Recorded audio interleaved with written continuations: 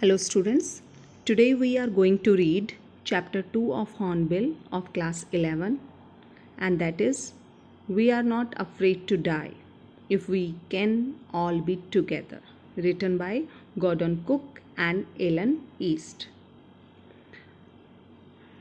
This story is an account of the narrator's grit and courage to face adversities. Cowards die many times before their death. The valiant face it only once. This conviction of the brave and courageous is beautifully highlighted through this lesson. We are not afraid to die if we can all be together. As the title suggests, it is an adventurous ordeal at sea. And it is a heart-rending account of how the family of the narrator, his wife Mary, his son Jonathan, and daughter Suzanne had a close encounter with death during their voyage. The story conveys the idea that if one remains calm in times of adversities and maintains faith and conviction in one's own strength, even God seems to stand by the side of such valiant and brave people. Now, let's move to the chapter. And the story begins in July 1976. So here we are. In July 1976, my wife Mary, son Jonathan 6, daughter Suzanne 7, and I set sail from Plymouth, England to duplicate the round the world voyage made 200 years earlier by Captain James Cook. For the longest time, Mary and I, a 37-year-old businessman, had dreamt of sailing in the wake of the famous explorer, and for the past 16 years we had spent all our leisure time honing our seafaring skills in British waters. So here we come to know that the story begins in July 1976 when the narrator and his family started their journey by sea. They were 4 people: the narrator, his wife Mary, his son Jonathan, and his daughter Suzanne.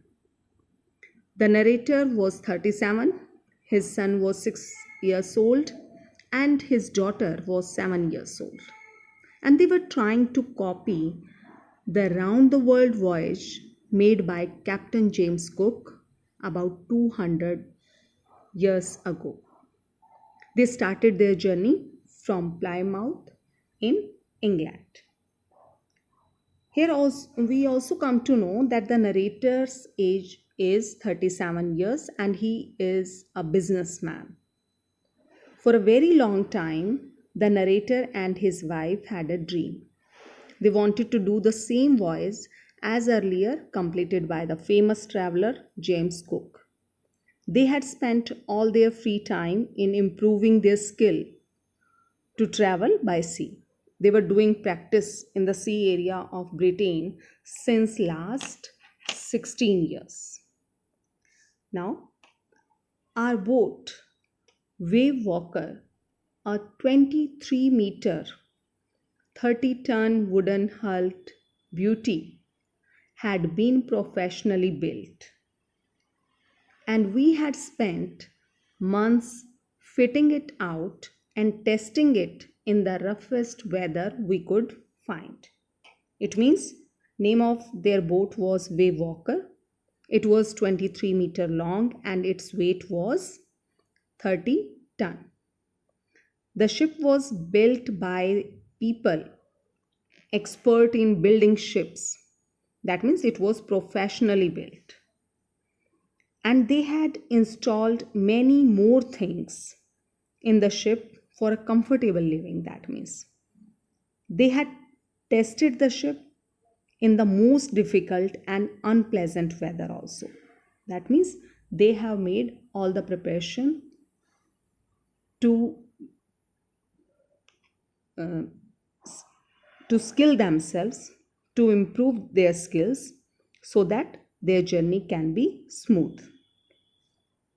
The first leg of our planned 3-year 105,000-kilometer journey passed pleasantly as we sailed down the west coast of Africa to Cape Town.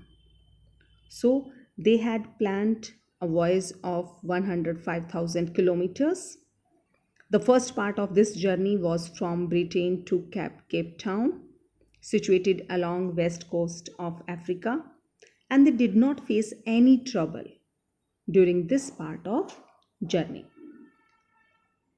There, before heading east, we took on two crewmen, American Larry Wiesel and Swiss Hub Segler, to help us tackle one of the world's roughest seas, the Southern Indian Ocean. So now, before going in the east direction, from there, they just included Larry Wiesel and Hub Segler in their team. Larry was from America and Hub was from Switzerland. And they would help them in managing the Southern Indian Ocean, which is considered to be the most difficult sea in the world. Now, on our second day out of Cape Town, we began to encounter strong gales. For the first few weeks, they blew continuously. Gales did not worry me, but the size of the waves was alarming, up to 15 meters, as high as our main mast. What is the mast? That is the vertical post in a ship, or you can say the highest pole of the boat or of a ship. Then, 2 days after starting from Cape Town, they started experiencing strong winds. Gales means strong winds. And these strong winds flowed continuously for the next couple of weeks. And the narrator was not worried because of the strong winds. Actually, he was worried about the high waves. That means height of the waves was a cause of worry. They were up to 15 meters high, as high as the main mast of the ship. Then December 25 found us 3,500 kilometers east of Cape Town. Despite atrocious weather, we had a wonderful holiday, complete with the Christmas tree. New Year's Day saw no improvement in the weather, but we reasoned that it had to change soon, and it did change for the worse. Now, what happened? On 25th December, they had traveled 3,500 kilometers from Cape Town in the east direction. Although the weather was not so bad, and they celebrated Christmas on the ship with the Christmas tree, they thought and they hoped that weather would change. And no doubt, weather changed, but it became worse.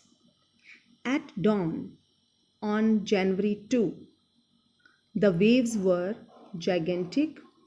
We were sailing with only a small storm jib and were still making 8 knots. So, what it means, in the morning, early morning of 2nd January, the waves were very huge. They had put up a small sail on the ship because winds were blowing fast. Strong jib means a small sail used during storm. And they were moving at the speed of 8 knots per hour. 1 knot per hour is equal to 1.85 kilometer per hour. So that's why we can say they were just moving at the speed of 8 knots per hour. As the ship rose to the top of each wave, we could see endless, enormous seas rolling towards us, and the screaming of the wind and spray was painful to the ears. So, now what happened? Whenever ship moved on the top of a wave, they could see the endless area of the sea. And because of waves, high waves, it looked as if the whole sea was moving towards their ship. The loud voice of the wind and the spray of water droplets was very painful to ears. So it was, we can say, a terrible sight, a horrible sight. To slow the boat down, we dropped the storm jib and lashed a heavy mooring rope in a loop across the stern. Then we double lashed everything, went through our life raft drill, attached lifelines, donned oil skins and life jackets, and waited. So, now what happened? To reduce the speed of the boat, they removed the storm jib. They tied a heavy rope at the back of the ship. Stern means back portion of the ship, and mooring rope means a rope used to tie a ship at the harbor. So they just tied a heavy rope at the back of the ship. Then they tied everything twice. They did not want things to fall actually, and they practiced use of lifeboat. They attached lifelines in the ship to save themselves from falling. They wore oilskins and life jackets also, and then they waited. That means they prepared themselves for the worst situation or condition. The first indication of impending disaster came at about 6 p.m. with an ominous silence. The wind dropped and the sky immediately grew dark. Then came a growing roar, and an enormous cloud towered aft of the ship. With horror, I realized that it was not a cloud, but a wave like no other I have ever seen. It appeared perfectly vertical and almost twice the height of the other waves, with a frightful breaking crest. Now, what happened? The first indication of the upcoming, impending means about to happen, and the first indication of upcoming problem came at about 6 p.m. There was total and inauspicious silence. That means something wrong can happen. It means something bad can happen. Inauspicious silence. Wind stopped blowing and the sky became dark. Then they could hear a loud sound. A very big cloud was covering the front portion of the ship. Aft of the ship means front portion of the ship. Then, when I looked at it, that means when the narrator realized that it was not a cloud but a very big wave, and he had never seen such a big wave, he was very afraid. The wave was perfectly vertical and it was about twice the height of other waves. Its topmost portion started breaking itself, and it was such a fearful sight. It was such a frightful sight, fearful and horrible sight. Then the roar increased to a thunder as the stern moved up the face of the wave. And for a moment, I thought We might ride over it. But then a tremendous explosion shook the deck.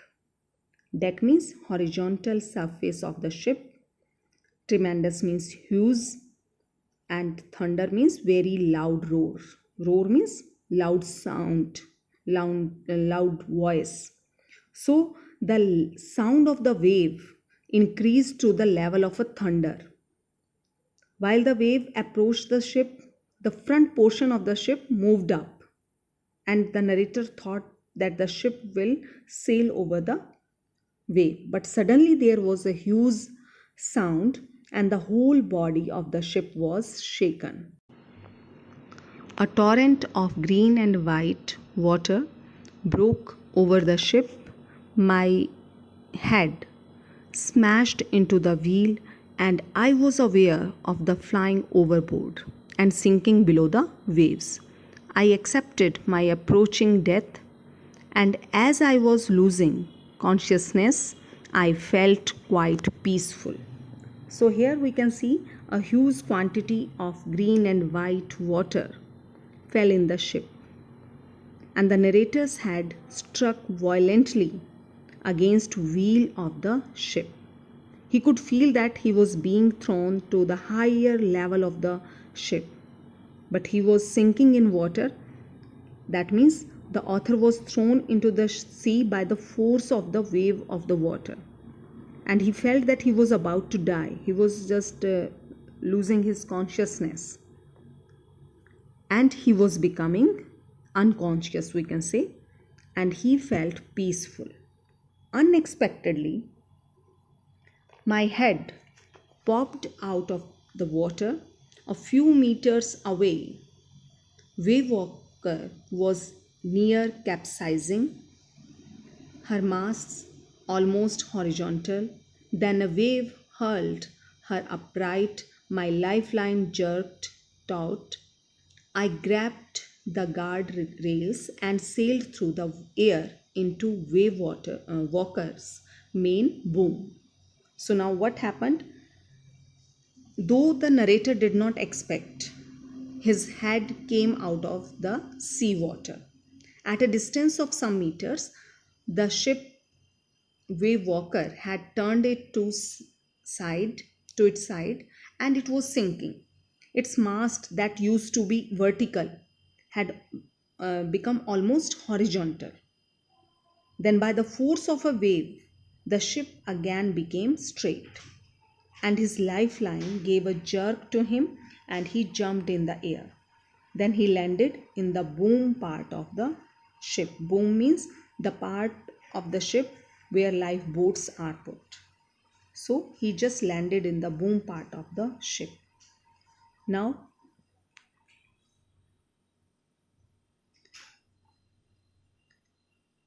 the lifeline of the author was tied to the ship, that we all are aware of it. When ship straightened, the lifeline was pulled towards the ship, and the author, the narrator, got pulled into the air and landed in the ship. It means subsequent waves tossed me around the deck like a rag doll. Then what happened? My left ribs cracked, my mouth filled with blood and broken teeth. Somehow I found the wheel, lined up the stern from the next wave, and hung on. So here, waves coming after the first wave tossed the narrator in the deck, and he was being tossed like a rag uh, doll. Rag doll means doll made of old clothes. And then what happened? His left rib got fractured, his mouth was filled with blood and broken teeth. Somehow he reached the wheel of the ship, and then he reached the back portion of the ship and remained there to face the next wave. Water, water everywhere. I could feel that the ship had water below, but I dared not abandon the wheel to investigate. Suddenly, so what happened?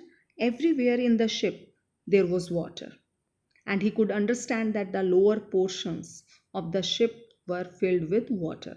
But he didn't have any courage to leave the wheel and go there to find out, to investigate, right?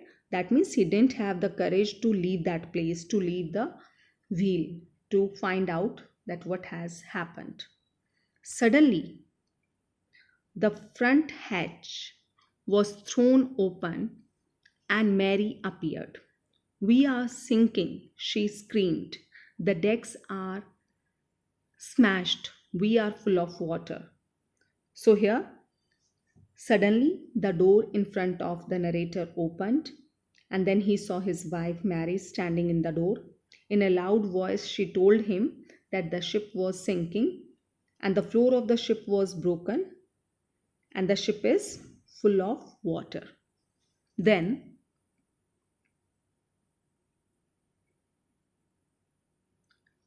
Larry, take the wheel, I shouted as I scrambled for the hatch. Hatch means door.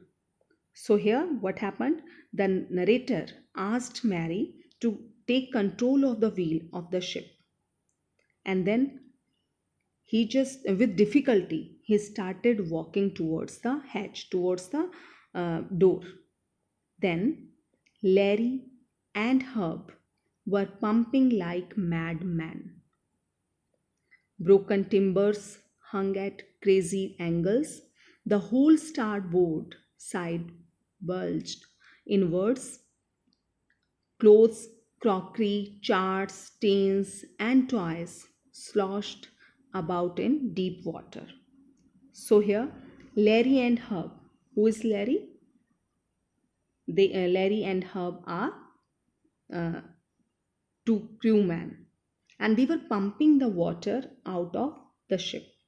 They were working to the best of their ability. Broken wood was hanging at different awkward angles. The right side of the ship was swollen inwards. Bulge means swollen, and clothes, crockery, etc. were moving in the water, and water was quite deep in the ship. I half swam, half crawled into the children's cabin. "Are you all right?" I asked. "Yes," they answered from an upper bunk. "But my head hurts a bit," said Sue, pointing to a big bump above her eyes. I had no time to worry about bumped heads. So here the narrator was swimming as well as crawling in the ship. He entered the cabin of his children. He asked them if they were all right, and they were on the upper bed and replied that they were okay. Then his daughter, Sue, told him that she had a swollen part just above her eyes. But the narrator didn't have any time to bother about the swollen head. Bumped means swollen. After finding a hammer, screws, and canvas, I struggled back on deck. With the starboard side bashed open, we were taking water with each wave that broke over us. If I couldn't make some repairs, we would surely sink. So here, the narrator took a hammer, some screws, and canvas with him. With great difficulty, he came to the main floor, or we can say deck part of the ship. The right side of the ship was broken by the force of first wave. Therefore, because of every other wave, water was just entering into the ship. If he did not do some repairs, the ship would surely sink. That's why there was a need of some repairing. Somehow, I managed to stretch canvas and secure waterproof hatch covers across the gaping holes. Some water continued to stream below, but most of it was now being deflected over the side. So somehow the narrator could stretch the uh, canvas across the gap. Then he fixed the waterproof door cover across the big hose. Some water still continued to go to the lower level of the ship, but most of the water that came on the floor was now going out over side of the ship. Now, more problems arose when our hand pumps started to block up with debris floating around the cabins and the electric pump short circuited. The water level rose threateningly. It means their problems increased when hand pumps got choked due to various material floating in water. The electric pumps developed faults, so they could not be operated. The level of the water in the ship started rising alarmingly in a threatening manner. Right? Then, back on the deck, I found two spare hand pumps had been wrenched overboard, along with the forestay sail, the jib, and the dinghies, and the main anchor. So, here the narrator came back to the floor of the ship, and then he found that they had two extra pumps and they had been thrown up there by the wave. Some other materials like sail, jib, and boats were also lying there. Then I remembered we had another electric pump under the chart room floor. I connected it to an out pipe and was thankful to find that it worked. So, now what happened? The narrator recalled that they had one more electrical pump under the floor of their chart room. Then he connected that pump to a pipe to pump water out of the ship, and thankfully that pump was working. The night dragged on with an endless, bitterly cold routine of pumping, steering, and working the radio. We were getting no replies to our Mayday calls. Mayday calls means emergency calls, and which was not surprising in this remote corner of the world. So, here throughout the night, they followed the routine of pumping of water, directing the ship in right way, and then giving signal on wireless radio. The night appeared to be a very long night. They did not get any response to their emergency calls through the wireless radio, and they were not surprised because they were in a remote part of the world. So they were aware of this thing. Sue's head had swollen alarmingly. She had two enormous black eyes, and now she showed us a deep cut on her arm. When I asked why she had not made more of her injuries before this, she replied, I didn't want to worry you when you were trying to save us all. So, here what happened? Swelling on the head of Sue had become a cause of worry, and her eyes looked very big now due to swelling. She told them that she had a cut on her arm also.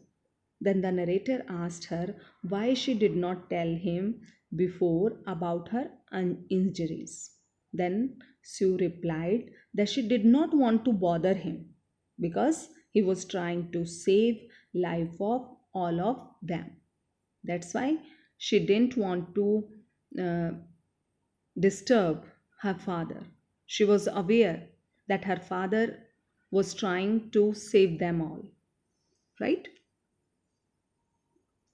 So here we come to know that Suzanne, the narrator's 7-year-old daughter, displays immense courage throughout their voyage. She was just showing, she was displaying bravery and courage throughout the throughout their voyage. That's all for today. We will continue the chapter in the next video. Thank you. Have a good day.